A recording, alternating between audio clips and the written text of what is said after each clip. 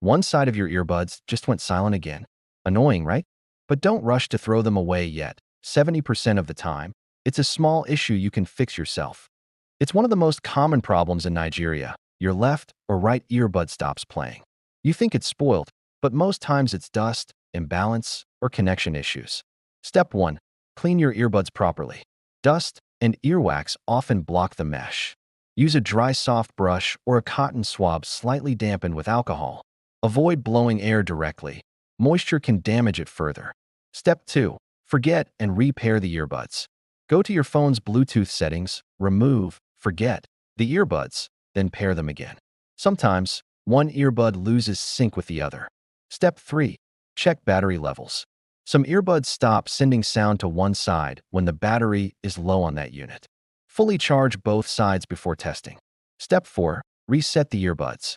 Every brand has its reset combo. For AirPods, hold the button on the case for 15 seconds. For most others, press and hold both buds together until you see flashing lights. Step 5. Update firmware or test another device. If only one side still works, try another phone. If it's fine there, your Bluetooth settings may be corrupted. And if it's still dead, it's time to bring it in. We fix these issues daily. Don't toss them yet.